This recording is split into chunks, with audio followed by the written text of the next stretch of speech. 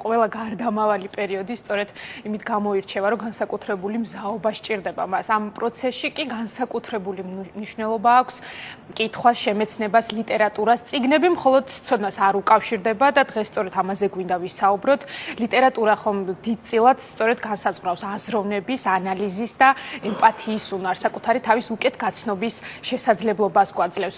სწორედ ამიტომ ახალგაზრდები, რომლებიც ხშირად კითხულობენ, უფრო თავდაჯერებულად და გააზრებულად იღებენ ხოლმე გადაწყვეტილებებს. დღეს სტუდიაში ორი ასეთი ახალგაზრდა მოვიწვეთ და გვინდა გაგაცნოთ ეს ადამიანები, რომელთა ცხოვრებაში კითხვა ყოველდღიური ცხოვრების ნაწილია. ისინი არა მხოლოდ საკუთარი თანატოლებისთვის, არამედ ჩვენთვის და ჩვენი მაყურებლისთვისაც შეიძლება აღმოჩნდნენ ინსპირაციის წყარო და გვირჩიონ კიდეც, რა შეიძლება წავიკითხოთ. ზაფხულში გივი ზალდასტანიშვილის სახელობის ამერიკული აკადემიის მოსწავლეები იქნებიან დღეს ჩვენი სტუმრები, თეკლა ნაცლიშვილი და ალექსანდრე ცეკვაშვილი. მათ თხოვეთ რომ მშობლებთან ერთად გვწვეოდნენ, ამიტომ ჩვენთან ერთად არის ალექსანდრეს დედა, ჩემი კოლეგა, ჟურნალისტი ანა მარშანია და ხატია ჯამბაზიშვილი, PR სპეციალისტი, რომელიც თეკლა ნაცლიშვილის დედა გახოთ. მე მინდა ძალიან დიდი მადლობა გადაგიხადოთ ჩვენს გადაცემაში სტუმრობისთვის და მიხარია რომ ვარ თქვენი მასპინძელი.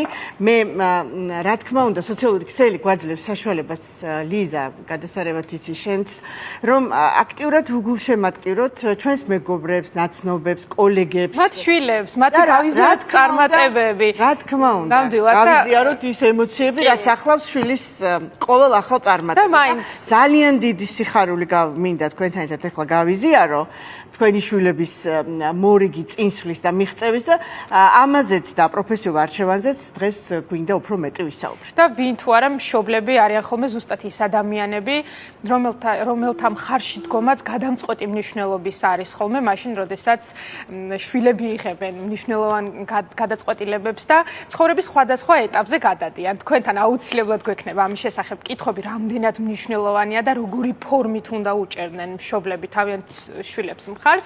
თუმცა მაინც დღეს ჩვენი მთავარი სტუმრები სწორედ ისინი არიან და ალექსანდრე, თეკლა, დიდი მადლობა პირველ რიგში. თქვენ სკოლა უკვე დაამთავრდა, ვიცი რომ მეტი თავისუფალი დრო გაქვთ და საყვარელი წიგნებითაც კი ხართ წარმოდგენილი. მაინც საუბრობთ მომავალ გეგმებზე, მაგრამ მანამდე რა ადგილი უკავია თქვენს ცხოვრებაში, შემეცნებას, სწავლას, განვითარებას და საერთოდ რატომ ფიქრობთ, რომ ეს ძალიან მნიშვნელოვანია თქვენთვის და თქვენი თანატოლებისთვის? პირველ რიგში ძალიან დიდი მადლობა მოწვევისთვის და ვფიქრობ, რომ შემეცნება ძალიან დიდი ნაწილი არის ჩვენი ასაკის ბავშვებისთვის, რადგან ამ ეტაპზე ჩვენი ცხოვრების ამ ეტაპზე ხდება ყველაზე მეტი განვითარება და შესაბამისად, რასაც ახლა ვსწავლობთ, ყველაზე მეტად ამ დროში დაგვამახსოვრდება. და ვფიქრობ, წიგნი ამის საშუალებას გვაძლევს, რომ ყველაზე ეფექტურად შევიმეცნოთ ის ინფორმაცია, რაც აქამდე არ ვიცოდით, ის გამოცდილება, რაც აქამდე არ შეგვიძენია წიგნების საშუალებით. როდის დაიწყო შენი და კითხვის მეგობრობა? ჩვენ ამის შესახებ გვაქვს ინფორმაცია და ვიცი რომ იყავით ძალიან პატარა, როცა უკვე გქონდა სურვილი რომ უფრო და უფრო მეტი გეკითხა. ხო, ეს რაღაცა დამოკიდებულებას იწვევსო, ბევრი ასეც აფასებს, ვისაც ნამდვილად უყვარს წიგნის კითხვა. შენ შემთხვევაში როგორ მოხდა? დიახ, ჩემ შემთხვევაში ძალიან ადრე დაიწყო სხვათა შორის წიგნის სიყვარული. ჯერ კიდევ იქამდე სანამ მე თვითონ შემეძლო კითხვა, დედა, ჩემი მშობლები და ასევე ჩემი უფროსი და მეკითხავდა, რომელიც ჩემზე ასე 2 წლით უფროსი არის. და შემდეგ უკვე როგორც შემეძლო, უკვე დამოუკიდებელ კითხვაც დავიწყე და წიგნის სირთულეების მიხედვით უფრო და უფრო რთულ და მეტი მნიშვნელობის მქონე წიგნებთან დავიწყე მეგობრობა ბრწყალებში. ვინ იყო ის ადამიანი, ვინც გირჩევდა ხოლმე წიგნებს? თუ იყო ვინმე, ვისი აზრიც უნდა გაგეთვალისწინებინა?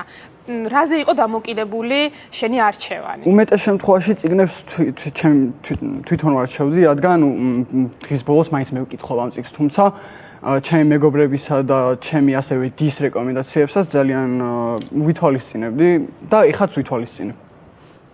თეკლა, შენ ცხოვრებაში რა ადგილი უკავია კითხვა? სანამ პროფესიულ არჩევანს აუცილებლად დაუბრუნდებით და ვიცი რომ ხანდახან დიდწილად ლიტერატურა განსაზღვრავს ხოლმე ამ არჩევანს, იმიტომ რომ ჩვენთვის საინტერესო პერსონაჟებს, რომლებსაც აღმოვაჩენთ, შეიძლება ისე ძალიან მოგვეწონოს, ისე ძალიან შეგვიყვარდეს, აღტაცებული ვიყოთ ამ პერსონაჟით, რომ მე მოგვინდეს, რომ ჩვენი ცხოვრების გზაც ამ საქმეს დაუკავშიროთ. შენ შემთხვევაში როგორ მოხდა წიგნებთან დამეგობრება?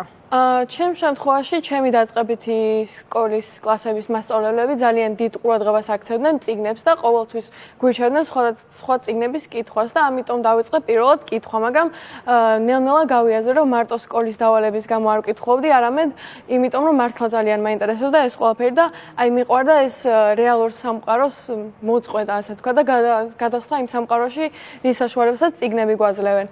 ჩემი პირველი წიგნი მახსოვს იყო ასტრიდ ლინდგენის პეპი და ამის შემდეგ ჩემ მასწავლებლს ისე უყვარდა ასტრიდ ლინდგენი, რომ მის დაბადების დღეებსაც აღვნიშნავდით, სხვა წიგნებს ვარჩევდით და ეს ძალიან მნიშვნელოვანი იყო ჩემი გაზრდის ეტაპში და ზუსტად ამან დამაწყებინა კითხვა და ანუ მეორე კლასი იყო დაახლოებით და მაგის მერე სულ ვკითხულობ განსაკუთრებით ზაფხულში, როდესაც დრო მაქვს. აი შემიძლია დღეში 3-4 წიგნი მართლა წავიკითხო ხოლმე, რო დავჯდები მართლა აღარ ვდგები ხოლმე. აი წინა ზაფხულს განსაკუთრებით ეხლა ცოტა უფრო კარიერაზე ვარ ფოკუსირებული და ცოტა დრო მრჩება, მაგრამ მაინც სულ ვცდილობ, რომ ჩემი დრო დავუთმო ამ საქმეს.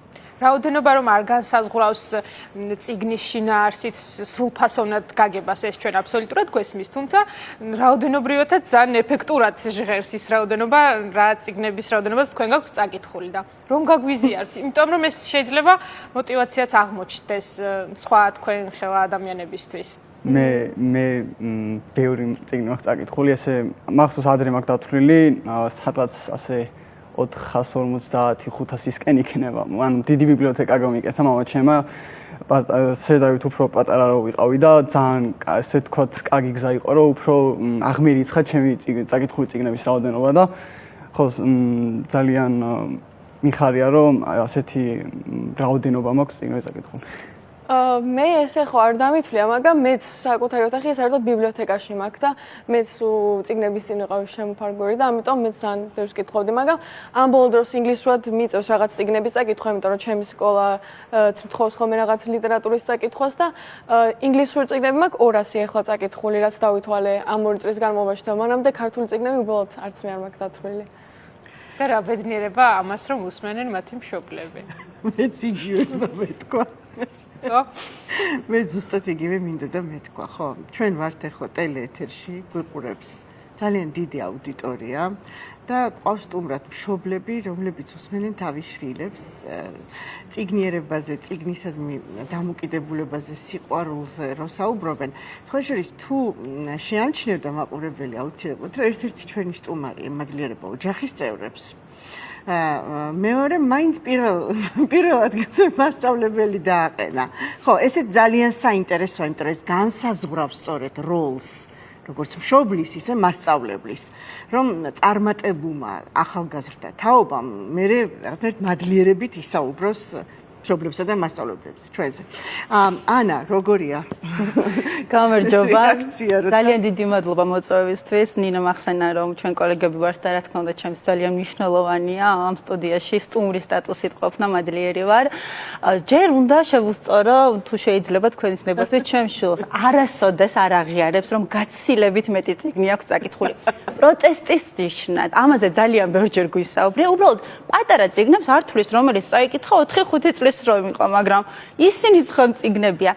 მე საიდან ვიცი, იმიტომ რომ გვაქვს ძალიან დიდი ბიბლიოთეკა, პერსონალური მათი, ჩემი შვილების ბიბლიოთეკა და ნუ დამიცვლია და იქ ნამდვილად არის 1000-მდე წიგნი და 80-90% წაკითხული აქვს და არაფრით არ აღიარებს რომ ბევრი წიგნი აქვს წაკითხული, მხოლოდ და მხოლოდ მისი მოცულობიდან გამომდინარე რომ ამბობს რომ როგორი ზღაპრები იყო და ეხლა რადგან კითხულობს უფრო სერიოზულ კლასიკურ ლიტერატურას, იმას ნუ არ თulis წიგნად. ეს მაპატია ალექსანდრე, მე უნდა მეთქვა.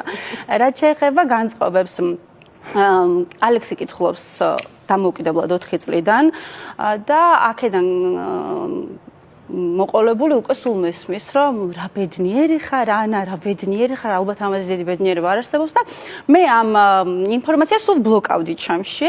ყოველთვის აი არ ვიმჩნევდი, არა, ნუ რა მოხდა რაღაც. მე დრო რო გავიდა და მართლა რომ ვნახე რა პირობებში იზრდება, რა როგორი დაუოკებელი სწრაფვალ ტოლვა აქვს ახალი ლიტერატურის, ახალი ცოდნის შემეცნების, მე უკვე მივხვდი, რომ მართლა რაღაცა ცოტა განსაკუთრებულ პირობებში ვიმყოფებოდით და რაც დრო გავიდა და რაც უფრო გაიზარდა ცოდნის მიღების მასშტაბი, ცხოველი ინტერესი აქვს სიახლის შემეცნების, ლიტერატურის წაკითხვის და საოცარი შეფასებები მომდის სკოლიდან. აი, საოცარი, მაგალითად, ქართულის მასწავლებელმა მომწერა, რომ ალექსი ლიტერატურისტის და ლიტერატურა ალექსისთვის არის შექმნილი და საოცარ შეფასებებს ვისმენ და რა თქმა უნდა ძალიან მადლიერი და ბედნიერი. ხო, მაგრამ ამას მაინც ხო განსაზღვრავს ის გარემო პირობები, რომელიც ამ დროს შეიძლება კონდეს ბავშვთა მოზარდს მას შორის. აი, რა იყო ეს, თქვათ, არც мотиваცია მშობლის მხრიდან, თქვენ შემთხვევაში სკოლაში მასწავლების მხრიდან, როგორ ხდება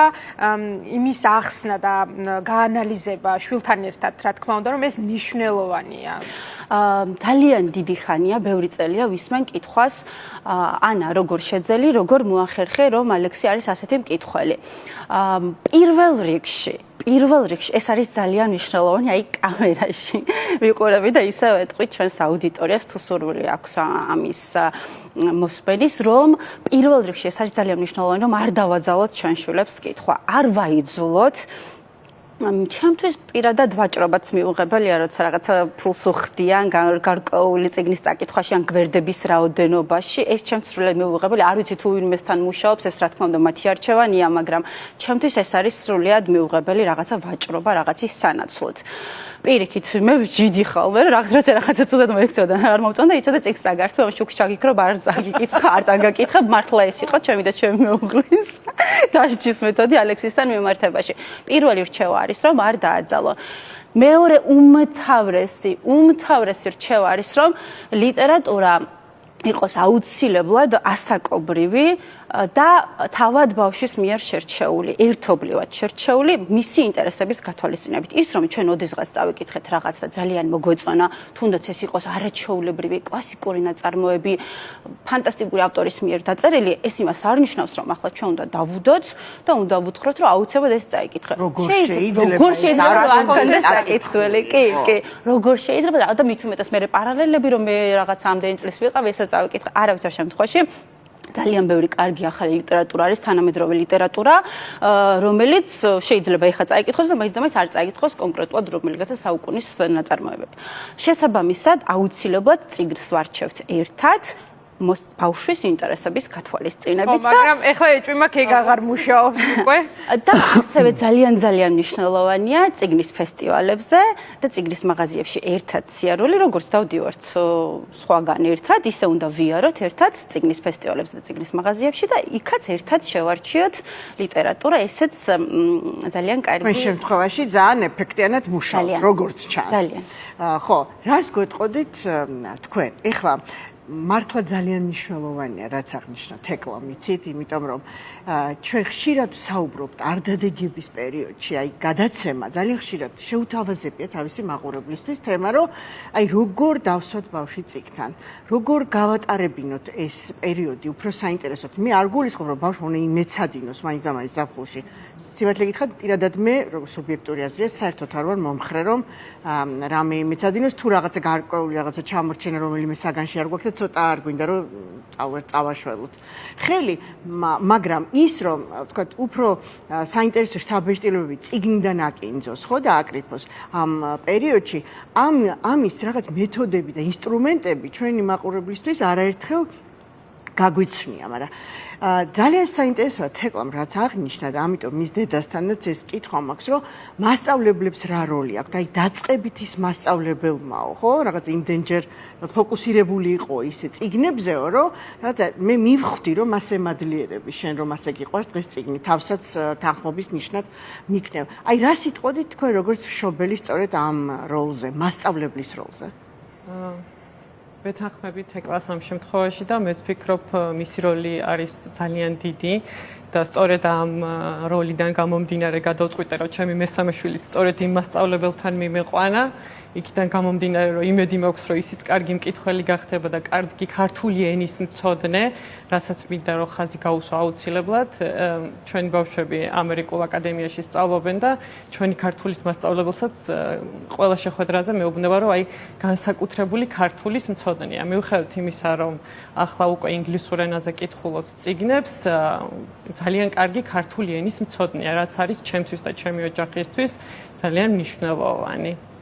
როგორი იყო პირველი გაცნობიერება იმის, რომ აქვს განსაკუთრებული ინტერესი წიგნების კითხვის მიმართ და საუბრობთ მაინც ხო მასწავლებლის როლზე, თქვათ, აი როგორ შეარჩიეთ, რომ ეს ადამიანი იქნებოდა მენტორი მათ შორის, ვინც განსაზღვრავდა შემდგომში მის ინტერესებს.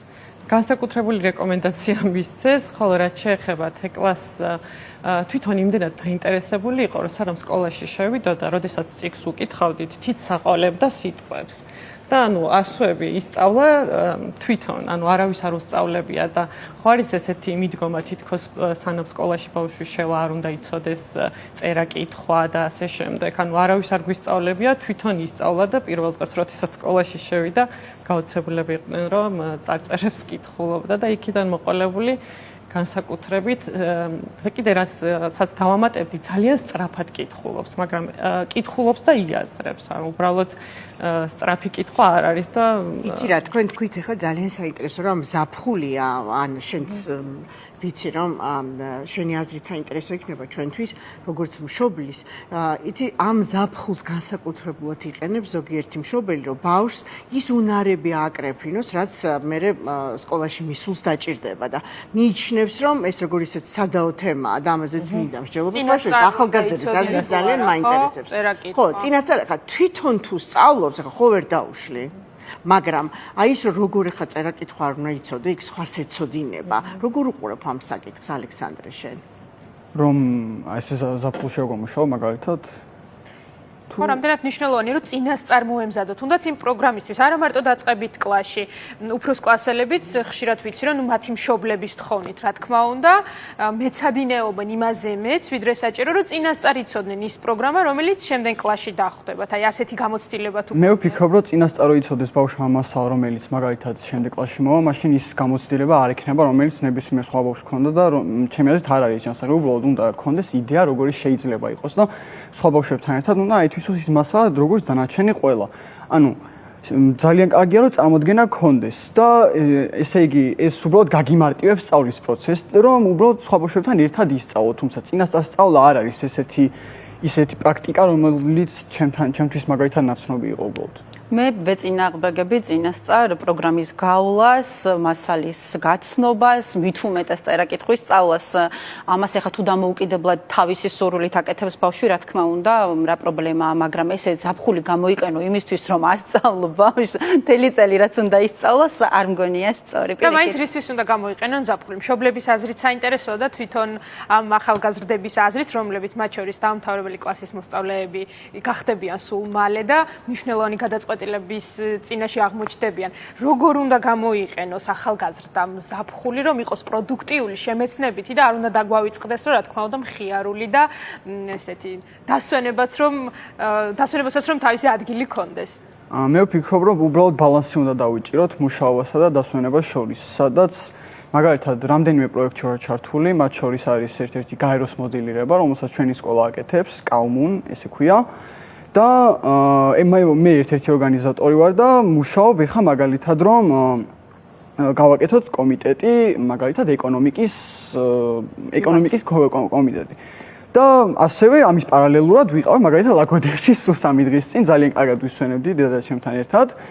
და ვფიქრობ რომ ამ დასვენებისა და მუშაობის პარალელურად ესე ბალანსი რო იპოვო, ყველაზე კარგი გზა არის დასვენების და ზაფხულის პროდუქტიულად გამოყენების. თეკლა, შენთვის როგორია ზაფხული? მე გადავანაწილე ეს ყველაფერი, მაგალითად ივნისში გართობისთვის, მეგობრებისთვის, დასასვენებლად მეგობრებთან ერთად. ჩემი ოჯახი დადის ხოლმე აგარაკზე ყოველ ზაფხულს და ამიტომ რადგან აგარაკზე ვარ, იქ უფრო პროდუქტიული ვარ, იქ უფრო მეც ვწავლობ. ეხლა ცოტა რთული პერიოდია იმისთვის, რომ მე 12 კლასში გადავდივარ რაღაც პროფესიები, უნივერსიტეტები, თან ჩემს სკოლაში ბევრად უფრო ასე თქვა ეგ არის გაძლიერებული, იმიტომ რომ ეს ზაფხული არის ზუსტად ის, რაც გადამიწყვეტს მაგალითად ჩემბეც 9 კლასის შემდეგ და ამიტომ მე ხა ესეებზე ვმუშაობ, კარგად ვიკვლევ რა მინდა ზუსტად სუბოლომდე ჩამოყალიბებული ჯერაც არ ვარ, მაგრამ კიდე უფრო მეც და მეც ვსწავლობ და მაგრამ აი წიგნი რო არ წავიკითხო, მაინც ჩემთვის ეს ძალიან მნიშვნელოვანია, რომ კვირაში 1 ან 2 წიგნი აუცილებლად სულ უნდა მქონდეს წაკითხული, თორე უბრალოდ ვერ მოვისვენებ და იცი რა, ეს ეხლა ძალიან დადებითი კუთხით ვუდგებით ჩვენ ამ საკითხს და ამაზე ვსაუბრობთ, რა თქმა უნდა, ძალიან მნიშვნელოვანია, მაგრამ მაინც მინდა კითხოთ, რაში გადგებათ მე ეს წიგნები. ერთი არის, რომ აი რაღაც არ შემიძლია კვირაში 1-2 წიგნი არ წავიკითხო, ხო, ეხლა თქ გამთქვა. ეს არის რაღაცა მოთხოვნილებაში გადაზრდილი უკვე, ხო, რომ რაღაც ახალი საზრდო ჭირდება. შენს სულიერ სამყაროს, შენს აზროვნებას, ხო, ხვდებით ეხლა ეს არის საზრდო, მაგრამ აი რაში იყენ? ეხლა ვიღაცა გისმენს, შენ ხელა და ფიქრობთ, აი რა, წავედი ბანაკში, ეხლა ხვალ მივდივარ, საერთოდ გართობის მეც, შეჯიბრებებში მონაწილეობის მიღების მეც საერთოდ არაფერს არ ვაპირებ. აი რაში გადგება მე ეს წიგნების კითხვა? მოდი აი ასე კითხავ პირდაპირ. მაგალითად, ეხლა წავიკითხე სულ ბოლოს ერთი წიგნი ბნელი მატერია და ზუსტად დაემთხვა, რომ ისეთ თემაზე იყო, რაც ჩემთვის მნიშვნელოვანი იყო. მაგალითად, ანუ არის ერთი კაცი, ფიზიკოსი, რომელიც გამოიგონებს რაღაცა საშუალებას, ითით შეუძლია წავიდეს სხვადასხვა სამყაროში და ნახოს როგორ იქნებოდა სამყარო თუ რაღაცა სხვანაირად გააკეთებდა. და ანუ ამ წიგნმა კარგად დამანახა თუ რამდენად მნიშვნელოვანია ყველა პატარ-პატარა ნაბიჯი გათვალო და რამდენად მნიშვნელოვანია რომ ის გადაწყვეტილება მიიღო, რაც მართლა გაგაბედნიერებს და აი რაღაც ცოტა ისე იმოქმედა, იმიტომ რომ მეც დავფიქრდი და რა მინდა რომ გავაკეთო, რა მოხდება, მაგალითად ეს რო აღვიჩიო და არა ეს და აი ესე მეხმარება წიგნები რაღაც ისეთის დანახვაში, რაც აქამდე მიჭირდა. შეიძლება ერთი რაღაც დავამატოთ. სხვადასხვა ძალიან კარგი კითხვა იყო.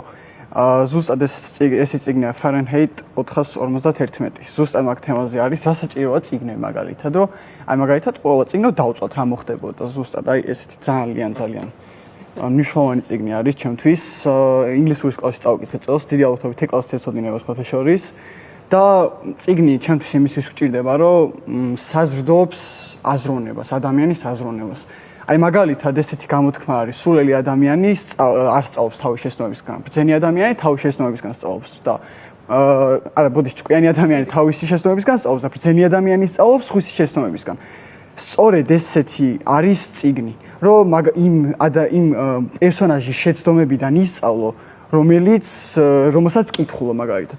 და სწორედ აქ ეს გეხმარება მე აზროვნების განვითარებაში, მორალების ჩამოყალიბებაში და ასე შემდეგ. ძალიან მნიშვნელოვანი წიგნია, ყველას გიჩვენებთ რომ წაიკითხოთ. რომ კიდე გაქვს წამოღებული და უნდა გაგვიზიარო საკითხავი, იმიტომ რომ შეიძლება აღმოჩნდეს არც ინსპირაციის წყარო, ხშირად არის სოციალურ ქსელში ეს კითხვები დასმული, რა წავიკითხოთ ან რა ვურჩიოთ სხვა. დიახ, ეს არის 1984, რომელსაც ეხლა ვკითხულობ, სულ ორი თავი მაქვს წაკითხული, ჯერჯერობით და სხვადასხვა Fahrenheit 451-საც ძალიან გავს იმ მიზნით, რომ ორივე პოლიტიკური აზრი თუ ისე და ორივე თავისუფლებაზე საუბრობს და აზროვნების თავისუფლებაზე.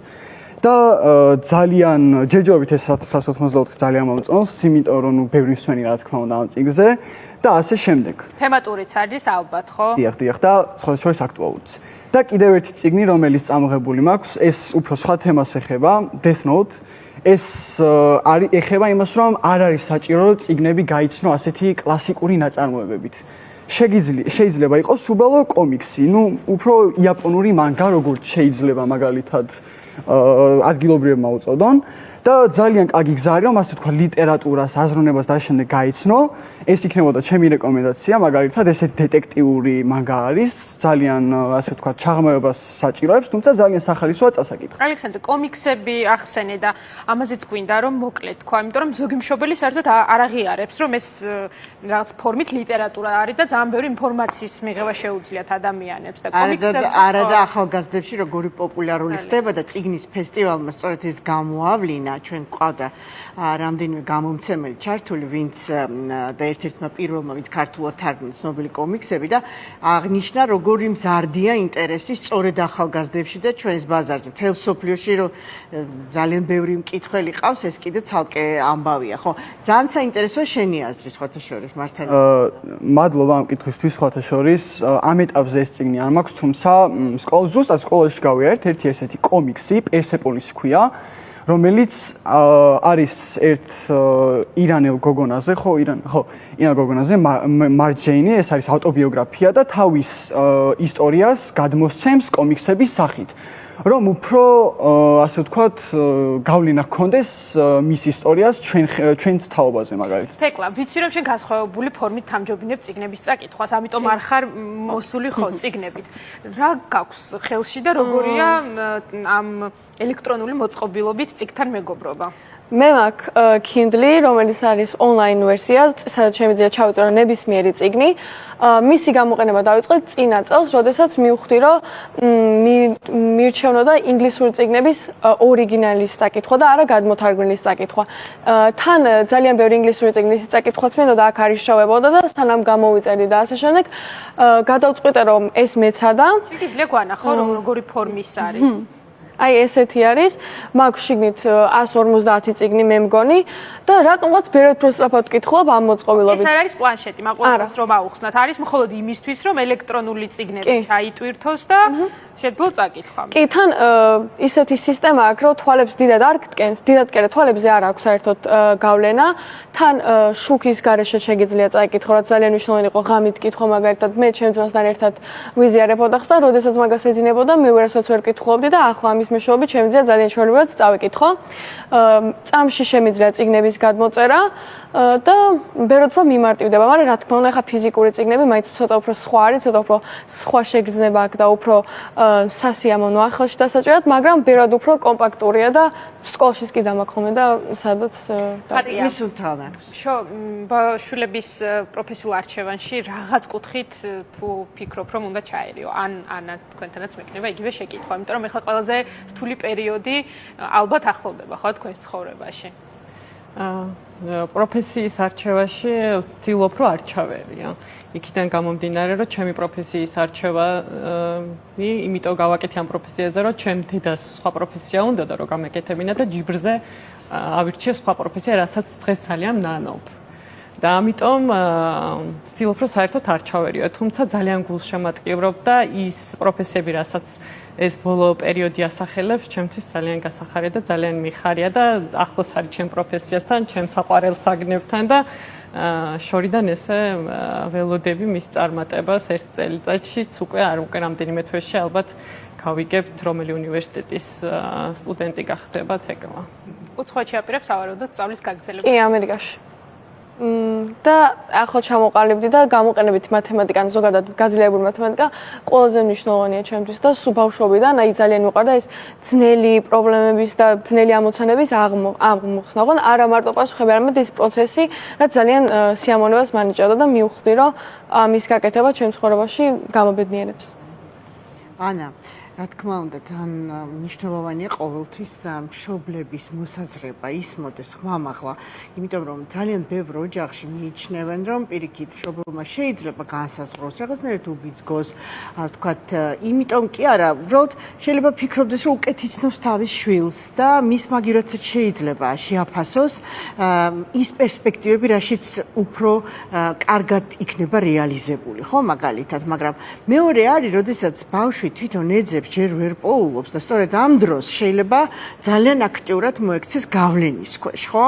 აი, სად უნდა ვიპოვოთ ეს ოქროს შუალედი, როგორ ფიქრობ, მშობლებმა? რა თქმა უნდა, უმნიშვნელოვანესი აქაც რომ მოусმინოთ ჩვენ შვილებს და ეს ეგოისტური არჩევანი არ გავაკეთოთ. საბედნიეროდ უკვე ახლა ჩვენს თაობაში ალბათ ნაკლებად არის ის, რომ აი მე მინდა ჩემი შვილი ექიმი გამოვიდეს და აუცილებლად სამედიცინო ზონაში ჩააბაროს. არა, საბედნიეროდ უფრო ვუწევთ ჩვენ შვილებს ანგარიშს და უფრო ვუსმენთ. ჩვენ შემთხვევაში ძალიან საინტერესო იყო უფროსი შვილის შემთხვევაში, რომელიც წელს არის აბიტურიენტი, 11 წელი ვიცოდით და გვეგონა რომ ირჩევდა ხელოვნების მიმართულებას და ირჩევდა ინტერიერის დიზაინს, არქიტექტურას ან გრაფიკულ დიზაინს 11 წელი ასე ფიქრობდით და ერთ წელიწადში მან გადაწყვიტა რომ უნდა ჩააბაროს ვეტერინარიაზე და რა თქმა უნდა მე და მამამისი დავრჩით გაოცებული, მაგრამ ასევე ძალიან ბედნიერები და აღფრთოვანებულები მისი არჩევანით, გადაწყვეტილებით და შემდგომ უკვე მთელი წელი მიმართეთ რომ შეგვეწყო მისთვის ხელი. რისი თქმა მინდა აუცილებლად უნდა მოვუსმინოთ და ხელი შეუწყოთ ჩვენ შვილებს. ალექსის შემთხვევაში უფრო მარტივად იყო საქმე, იმიტომ რომ ალექსის ძალიან უყვარს ისტორია, არანორმალურად უყვარს ისტორია, ცივილიზაციები და როცა ვფიქრობდით რა პროფესია შეიძლება აირჩიოს მან თავად გადაწყვიტა რომ აინტერესებს დიპლომატია და საერთაშორისო ურთიერთობები. ჩემთვის როგორც მშობლისთვის მშობლის სტატუსს და თვალსაჩინოს რომ დაუბრუნდე, ჩემთვის ძალიან მნიშვნელოვანია რომ აკეთოს საქმე, რომელიც იცის და იყოს ბედნიერი. ეს საქმე აბედნიერებდეს. პირადი გამოცდილებიდან გამომდინარე, იმდენად უდიდესი კომფორტი და ბედნიერებაა, როცა აკეთებ იმას, რაც გიყვარს, მთელი არსებით და ეს სიყვარული გაძლევს საშუალებას, რომ თვალი დახუჭოს სხვა რაღაცებზე. ეს არის ძალიან დიდი ბედნიერება, რომ იღვიძებ დილი და მიდიხარ სამსახურში და აკეთებ იმას, რაც გიყვარს და რაც იცი. მე მინდა რომ ჩემი შვილები და ყველა შვილი გრძნობდეს ამას და იყოს ესეთ გარემოში, რომ აკეთებდეს იმას, რაც იცის და რაც უყვარს და ეს აბედნიერებდეს და სწორედ ამას ვთხოვ პირველ რიგში ჩემს შვილებს, რომ აირჩიეთ ისეთი საქმე, რაც მოგწონთ, გიყვარს და გაგაბედნიერებთ. ან თუ საძებარი გაქვთ ასეთი საქმე, მშობლებმა უნდა მოვიცადოთ. ეს თმენა არ არის ადვილი, არც ერთი მშობლისთვის ჩვენ ეს ძალიან კარგად ვიცით, იმიტომ რომ ვიცით ადამიანები, რომლებიც დიდხანს სწავლობენ, ხშირად სხვადასხვა კურსებს გადიან, მაგრამ ეს სერტიფიკატები მატულობს, მაგრამ რაღაცა დრო იწელება, სანამ ზუსტად იპოვის თავის თავს, რა ესიამონება, რა ეყვარება. ანა შენ სიტყვებს დავეყრდნობი, აკეთოს მომავალში თავის ცხოვრებაში და ეს არის ძალიან რთული, მაგრამ ეხლა მინდა ეს კითხვა შეუბრუნო შვილებს. იმიტომ რომ შვილების თვალით როგორ ჩანს დასაქმებული მშობლები, იმ არჩევანით, რაც აქვს ანას, რაც აქვს ხატიას, აი შვილები როგორ აფასებთ? ალექს, მე მაგალითად უყურებ დედაჩემს და ვხვდები რომ დაახლოებით ის გზა გაიარა, რაც უნდა გავიარო მე მაგალითად. და შეიძლება ვკითხო გამოცდილებაზე, მის ასე ვთქვათ, ცხოვრებაზე როგორ უკავდებოდა, ასე ვთქვათ, ჯერ ჩავარების ცხოვრებას მერე უკვე სწავლის პროცესს და ასე შემდეგ და ესე როგორ გამოიყენა თავისი ხარისხი, მაგრამ ატესტატი ასე ვთქვათ. და თითქოს შემიძლია ვკითხო მას თავის გამოცდილებაზე და ძალიან კარგია ეს. ხო, დედაჩემ როგორც თქვა, რომ ნანობს თავის პროფესიას, ეს ანუ კარგად იკვეთებოდა და მეც სულ მეშინოდა, რომ მეც რაღაცა ისეთი არ ავირჩიო, რაც არ გამაბედნიერებს. სულ რაღაც მათემატიკის რაღაცაზე რომ მუშაობ, დედაჩემი სულ შემოდიოდა და ვაიმე მათემატიკას აკეთებ, ვაიმე მათემატიკას და სულ მიკვირდა, რომ თუ ესე ძალიან გიყვარს, რატო არ გავუყევი ამ გზას ხო და ზუსტად იგივე მინდა, რომ მეც არ გამოვიარო და არ გამოვცადო და მინდა ჩემ შვილებსაც ის მაგალითი ქონათ, რომ როგორი ბედნიერი ვარ იმ პროფესიაში, რაც ავირჩიე 17 წელს რო ვიყავი. ხო, მაგრამ ალექს, ალბათ არ გამორიცხავ იმას, რომ მაინც ძიების პროცესი შეიძლება იყოს დიდი, ხო? ყოველთვის შეიძლება რომ უფრო მეტი რამე იპოვო, ვიდრე უკვე იცის. შესაბამისად, არასოდეს არ უნდა დამთავრდეს ის ძიება, რომელშიც ადამიანი არის.